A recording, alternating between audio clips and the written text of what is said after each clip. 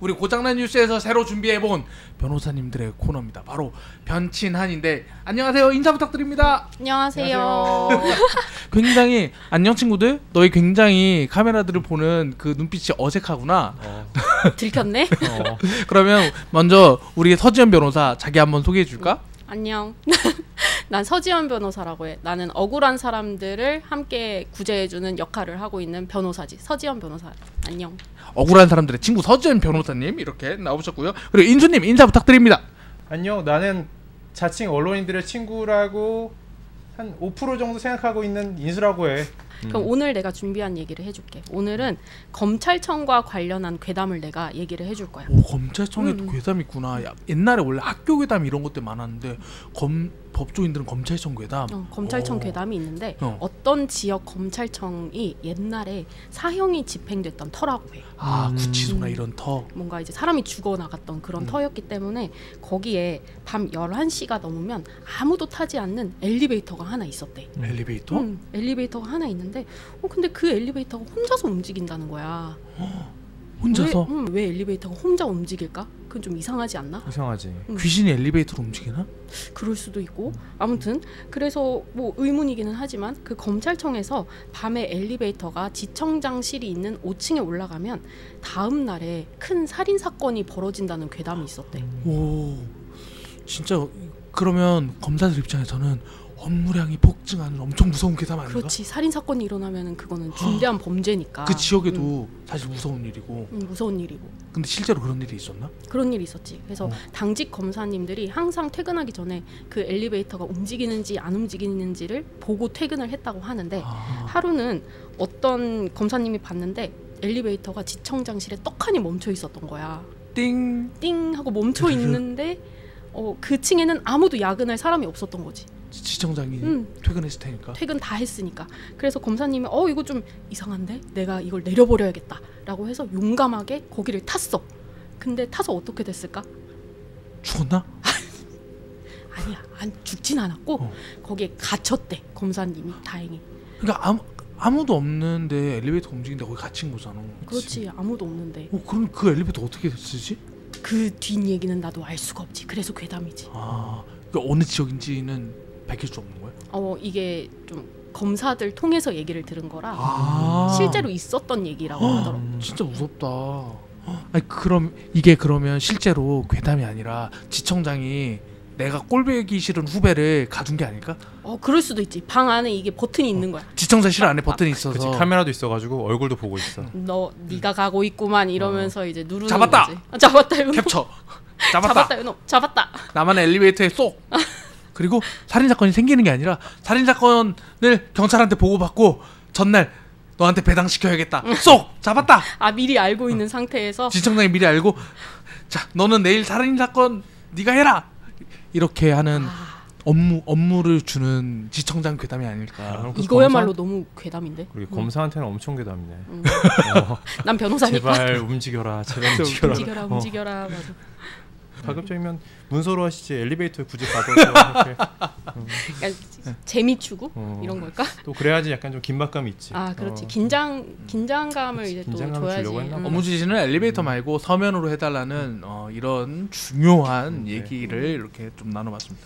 그럼 오늘 우리의 친구 억울한 사람들의 친구 지연이가 억울한 사람 이야기를 좀 준비한 것 같아가지고 궁금하단 말이지. 어떤 이야기일까? 내가 준비한 얘기는 세계에서 벌어진 사건 중에 정말 억울하게 세상을 등진 분의 얘기야. 형사 사건이네. 형사 사건이지. 2살 아들 엄마가 아들 앞에서 죽은 이야기. 아이고. 근데 결론만 얘기하면 범인을 찾지 못했어. 미제 사건이 된 거구나. 미제 사건이지. 그리고 우리나라와 가까운 곳에 있는 일본에서 발생한 얘기거든. 1999년에 일본 나고야 알지? 거기에 있는 주택가에 주부 나미코 씨가 남편 사토루 그리고 2살 아들 고헤이와 함께 살고 있었대. 그러니까 나고야에 엄마랑 아빠랑 아들이 같이 살고 있었던 거지. 그때 남편이 부동산 회사에 다니고 있었기 때문에 너무 바빴어. 주말인데도 출근을 해야 했었던 거지. 아빠들 남일 같지가 않네. 남일 같지 않지. 남일 같지 않지. 근데 하필 이런 날에 아들도 너무 아팠대. 아이고. 그래서 남편은 출근을 하고 와이프는 아내는 아들을 데리고 병원에 가기로 했었던 거야. 이게 2살이 아프면 가야 되니까. 그러니까 나도 엄마라서 그 그러니까. 마음을 알지. 이제 혼자서 뭐 절절 매면서 이제 데리고 갔겠지. 그렇게 남편은 직장으로 가고 아내는 아들과 함께 병원으로 갔어. 그 11시 10분쯤에 소아과에 접수된 기록이 남아있고 또 확인을 해보니 11시 40분쯤에 아파트 주차장에서 세차를 하던 이웃이 그 엄마와 아들을 봤다고 해. 지나가는 거를. 그럼 문제가 없네 지금까지. 그러니까 집으로 갔다는 거지. 근데 안타깝게도 그 모습이 엄마와 아들의 마지막 모습이었다고 해. 왜지? 왜냐하면 그 엄마가 죽었기 때문인데 아파트 주민이 오후 2시쯤에 과일을 들고 그 엄마 집으로 방문을 했어. 근데 이웃이 문을 열고 발견한 거는 피를 가득 흘린 채 사망한 엄마였던 거야. 애는 옆에 있었고 애는 그래도 다행히 엄마 옆에서 아무것도 모른 채 살아 있었던 거고 엄마 혼자서 피를 흘린 채 죽어 있었는데 엄마가 현관을 등진 채 목에는 칼이 완전 엄청나게 많이 베인 것 같은 상처가 있었고 부엌을 향해서 엎드려 있었다고 해. 그리고 부엌에는 아무것도 모르는 아들이 앉아 있었고. 애를 지키려다가 그랬을 수도 있는 상황이지. 그래서 그 사건이 어떻게 일어난지를 모르는 거니까 지금 목격자라고 할 사람도 딱히 없고 해서 수사가 일단은 시작이 됐어. 근데 지금까지 이 사람을 본 사람이 2사람이잖아. 그렇지. 지금 봤을 때는 아까 세차할 때 봤던 세차할 때 봤던 이웃 주민 그리고 지금 과일을 갖다 준 발견한 사람. 2사람 중에 하나가 범인일 수도 있고 목격자니까 2사람들을 좀 많이 조사해봐야 되는 거 아니야? 그래서 이제 경찰은 그런 수사에 주안점을 두고 시작을 했어. 한순간에 평범한 가족의 일상을 모두 앗아간 범인이잖아. 그게 누구인지에 대해서 경찰이 중요한 단서로 남은 피를 주목을 했어. 피? 그 피가 어떤 피였을까? 이게 애기 피도 아니고 엄마 피도 아니면 범죄자인가? 그렇지. 그러니까 엄마의 피뿐만 아니라 범인의 피도 현장에서 발견됐었던 거지. 그러면 다행인 거 아니야? 잡을 수 있겠네. 그래서 경찰이 수사를 시작을 했는데 범인은 현관 앞 복도에서 엄마를 죽인 뒤에 우측 화장실로 들어가서 세면대에서 손을 씻었을 것이다. 그렇게 추측을 한 거지. 범인의 동선을 파악을 했고 그리고 도주하기 전에 그 아파트에 있는 열쇠 구멍 있잖아. 그 열쇠 구멍을 통해서 밖에 사람이 지나다니는지를 또 지켜보다가 사람이 없을 때 도망간 것으로 추정했어. 그리고 현관 바닥에 범인의 신발 자국이 찍혀 있었기 때문에 그렇게 추정을 한 거였어. 그럼 증거가 굉장히 많은 편 아닌가 이 정도면? 그렇지. 놀라운 거는 범인의 그 혈흔이 엄마의 집에서 500m 떨어진 지점까지 이어졌다고 해. 500m. 그게 결국 또 구불구불한 주택가를 따라서 500m가 있었다는 건데 이게 또 직선거리로 간다면 도보로 그냥 6분이면 갈 수 있는 건데 구불구불한 주택가의 혈흔이 계속 이어졌다는 것은 좀 이상하잖아. 이상하지? 결국 범인이 피를 흘리면서 사람을 마주치지 않기 위해서 인적이 없는 길을 골라서 간 게 아닌가 그런 추측을 한 거지. 근데 혈흔이 있으면 따라가면 찾을 수 있는 거 아니야? 그럴 수 있지. 그래서 우리가 여기서 범인에 대한 또 중요한 힌트를 또 하나 얻을 수가 있어. 그러니까 결국은 혈흔이 골목길을 따라서 이렇게 구불구불하게 이어졌다는 점을 통해서 범인이 동네를 훤히 꿰뚫고 있는 사람일 수도 있었다는 거지. 그렇겠네. 그리고 또 범인 스스로 피를 흘리고 있다는 거를 알았을 거 아니야. 그렇게 막 도망가고 뭐 피를 이렇게 뚝뚝 흘릴 정도면. 그렇기 때문에 공원 화장실에 들어가서 손을 씻은 것으로 보이는 정황도 있었다고 해. 그러면 어느 순간 뭐 이 사람은 계속 쫓아갔을 거 아니야. 그렇지. 뭐 어디까지 도착한 거야? 그러다가 갑자기 그 혈흔이 뚝 끊어지는 지점이 있었어. 왜? 그러니까 이게 경찰은 범인이 이 지점부터 그렇다면 차량으로 이동한 게 아닐까 그렇게 수사를 했다고 해. 왜냐하면은 혈흔이 계속 구불구불하게 이어지다가 끊어지고 더 이상 나타나지 않았기 때문이지. 근데 차를 이용했다는 건 누군가 조력자가 있었다는 건데. 그렇지. 조력자가 있었을 수도 있지 않을까. 택시를 잡았거나 조력자가 있거나. 그렇지. 경찰도 이렇게 비슷한 생각을 했었던 것 같아. 그래서 첫 증거인 혈흔을 토대로 해서 조력자가 있다는 거를 염두에 두고 계속 수사를 진행을 했었던 거지. 근데 2살 애 앞에서 엄마를 막 무참히 죽였을 정도면 진짜 원한이 깊을 텐데. 그렇지. 그래서 근데 원한이 있을 수 있지. 누가 범인인지를 알아야 이유를 알 텐데 그렇다면 누가 범인은 도대체 누구로 추정되고 있는 거야? 그래서 경찰이 이러한 단서를 토대로 해서 조금 이제 수배를 내린 게 범인은 40대에서 50대 여성이고 여성? 혈액형은 B형이고 신장은 160cm 그리고 어깨까지 내려오는 검정 파마머리 신발 사이즈는 240일 것이다. 그렇게 증거를 토대로 해서 인상착의를 공표를 했고 범인의 몽타주가 그려진 전단지를 곳곳에 배포를 했다고 해. 아니 그렇게 잔인한 사건이어서 남자가 저지르지 않았나 했는데 여성으로 밝혀진 게 또 충격적이었던 거지. 그래서 또 그 엄마와 갈등 관계에 있었던 사람이 있는지도 중요하잖아. 원한이 있을 수 있으니까. 그래서 주변인 중에 범인이 있다고 봐서 집에서 도난당한 금품도 없었기 때문에 이거는 단순 강도로 보기는 어렵다. 그래서 또 평소에 엄마가 또 굉장히 조심스러운 성격이었대. 집에 애도 있고 하니까. 집에 애도 있고 뭐 주부이시기도 하고 외출을 많이 하지 않았다 보니까 누가 집에 찾아오면 꼭 밖에 누가 왔는지를 직접 확인을 하고 문을 열어주는 조심스러운 성격이었던 거지.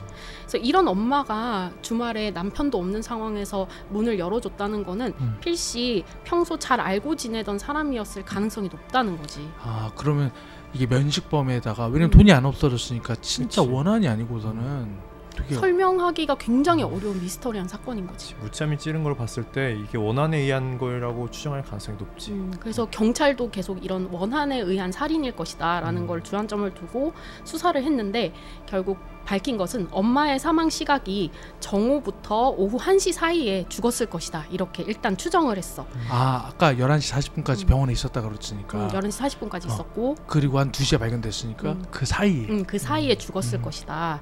그리고 하필 또 그때 엄마의 집에서 누군가 다투는 소리 또 쿵 하는 소리 그리고 누군가가 계단을 급하게 뛰어내려가는 소리 이런 소리가 들렸다고 이웃 주민이 증언을 했기 때문이지.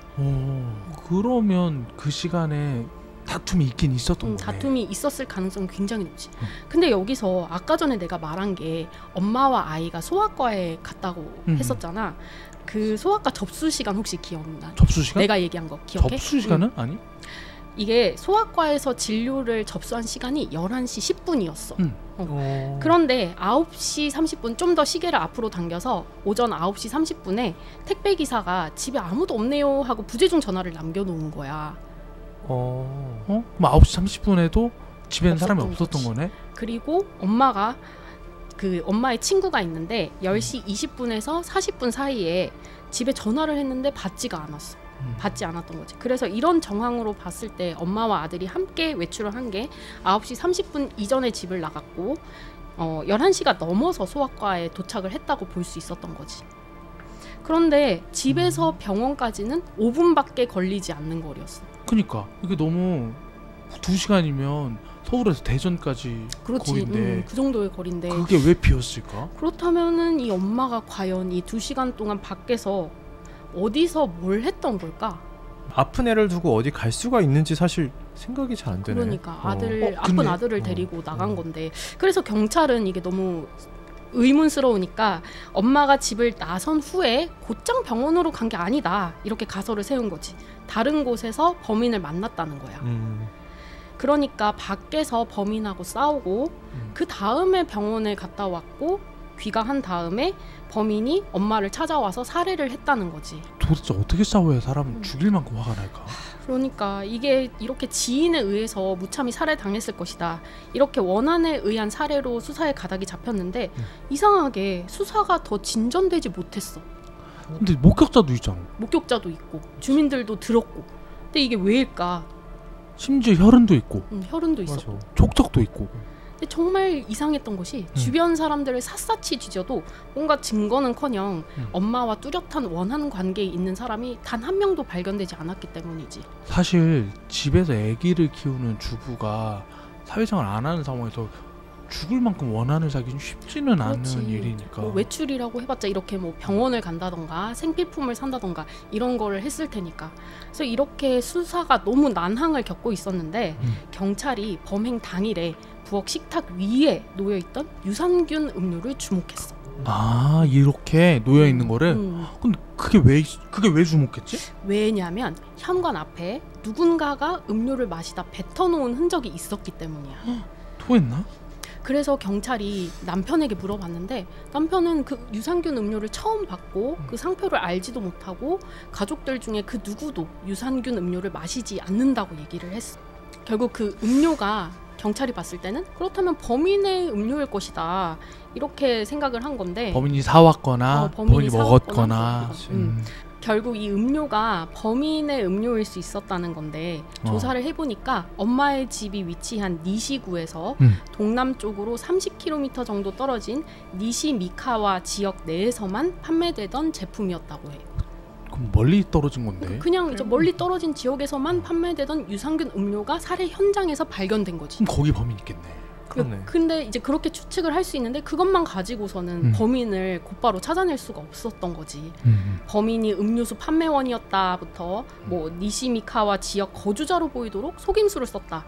이런 추측만 난무를 했기 때문에 수사팀은 결국 그냥 엄마가 어디에선가 받아서 뭐 마셨을 수도 있다 이렇게 결론을 내렸어.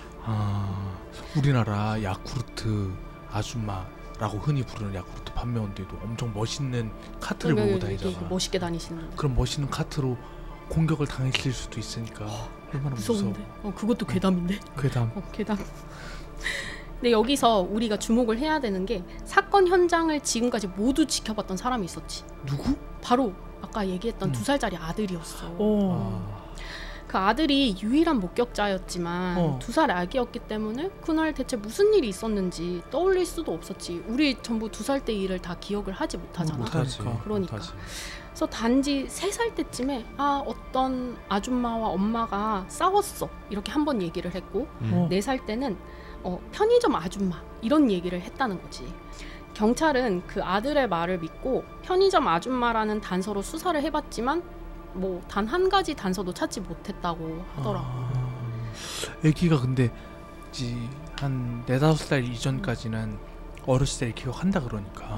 그래서 한 4살 정도만 돼도 기억을 하기는 할 텐데 이 아기는 너무 어릴 때 2살 때 눈앞에서 엄마가 죽었기 때문에 그 정황을 다 기억을 못하는 거지. 근데 그 아기가 커서 초등학교 입학을 했는데 이제 그때부터는 아빠와 함께 범인의 몽타주가 그려진 전단지를 이렇게 돌리기 시작했다고 해. 이제 지푸라기라도 잡는 심정으로 누군지 잡아야 되고 엄마의 죽음을 알려야 되니까. 근데 지금은 성인이 되었고 이게 옛날 사건이니까 성인이 됐고 기억을 한대? 언론과의 인터뷰에서 전혀 기억을 못한다고 얘기를 했대. 범인을? 전혀. 그 상황을 전혀 기억을 못한다는 거지.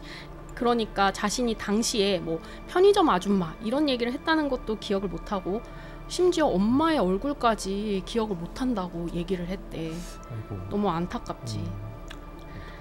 그럼 범인을 결국 못 잡은 건가 이게?